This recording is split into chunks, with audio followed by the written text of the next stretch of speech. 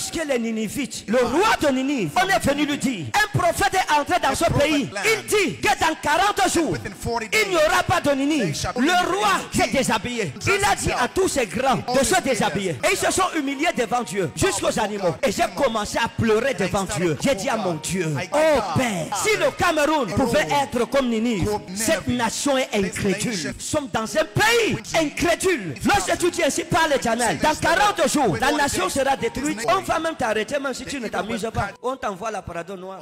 Quand tu regardes derrière, tu regardes, les gens, l'autre fuit même. C'est après qu'on nous dit que non, c'est la rafcade noire.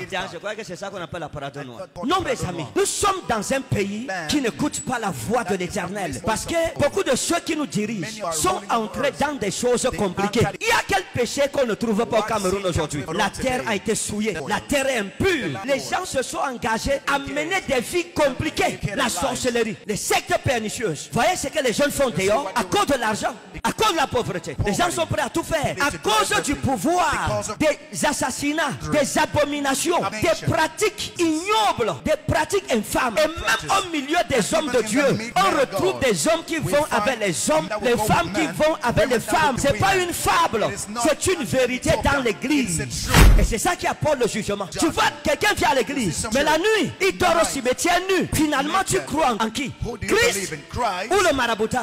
Aucune crainte de Dieu. Et c'est pour ça que la colère de Dieu a commencé à s'abattre sur le Cameroun. Si le Cameroun avait fait comme Ninive, si nos dirigeants, ceux qui prennent les décisions, avaient dit, nous nous repentons, nous recherchons la face de Dieu, je vous dis la vérité, c'est que ce pays serait loin. Laissez-moi vous dire quelque chose. Toutes les nations qui sont basées sur Christ ont prospéré. Toutes les nations qui se sont basées sur la Bible sont différentes. Toutes les nations qui ont mis la parole de Dieu au centre d'elles sont différentes. Laissez-moi vous montrer un exemple. Regardez les États-Unis. On dit que c'est la première puissance mondiale, n'est-ce pas? Pourquoi? Parce qu'avant, la Bible était le socle de la philosophie américaine. Dieu les a bénis. Aujourd'hui, ils ont régné la Bible. Partout les versets bibliques étaient écrits. Ils sont allés renverser les stèles là. Dernièrement, un juge fédéral a mis les 10 commandements sur une stèle. On l'a condamné pour ça. On a brisé la stèle aux États-Unis. Regardez ce que les États-Unis sont en train d'expérimenter aujourd'hui. Ça ne va pas. Nous sommes au bord d'une 3e guerre mondiale. C'est le chaos. Je vais dire quoi? C'est du n'importe quoi aujourd'hui aux États-Unis. Cause quoi? Parce qu'ils ont régné ce qui a fait leur force avant. Regardez l'Angleterre qui est basée sur le christianisme. C'est une nation prospère et stable. Vous n'entendez pas que le désordre. Non, c'est une nation à part. Regardez le Nigeria. C'est un géant. Pourquoi? Regardez le Ghana. Le Ghana était l'une des nations les plus pauvres en Afrique. Jusqu'à ce que leur dernier président, pas celui-ci, celui qui était avant, qui est mort, a commencé à mener le pays vers Christ. Il priait. Vous avez vu ce qui est arrivé au Ghana?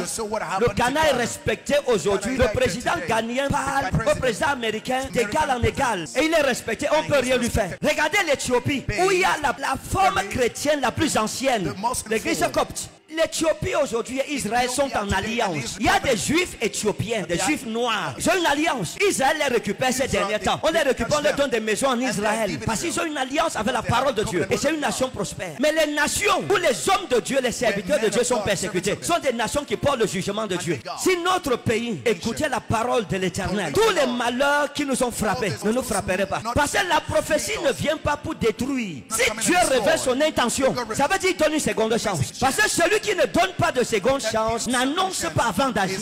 Lorsque Jonas a annoncé que dans 40 jours la nation sera détruite, c'était pour leur donner le temps. Ils avaient 40 jours pour arranger ce qu'ils avaient gâté. Et le roi de Ninive était sage. Oh, que je prie que nos rois soient sages. Oh, que je prie que ceux qui nous gouvernent soient sages. Regardez notre pays. On ne reconnaît pas ce pays. En 2015, j'ai annoncé la parole de l'Éternel. Et je vous ai dit à Ibogo 1 qu'à partir de 2016, vous ne reconnaîtrez pas le Cameroun, notre cher Cameroun. Je vous ai dit que nous allons pleurer sur notre pays à cause des choses qui vont commencer à arriver.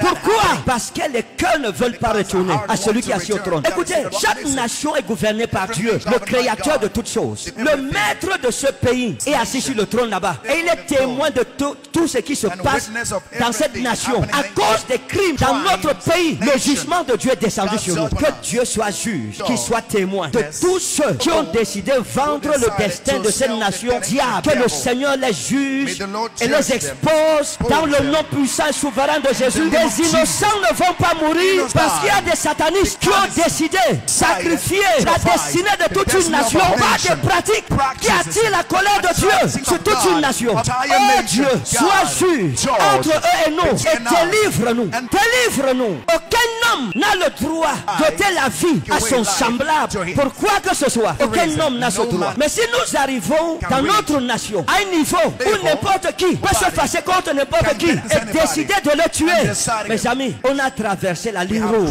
C'est que le sang des innocents a commencé à crier contre notre nation. Le sang innocent a commencé à crier contre ce pays. Que Dieu juge le méchant. Que Dieu juge le méchant. Que Dieu juge le méchant. Que Dieu sauve cette nation dans le nom de Jésus. Nous disons non. Le Cameroun ne peut pas être vendu au satanisme. Le Cameroun ne peut pas être vendu à ceux qui sont mystiques. Nous disons non, non, non et non. Non.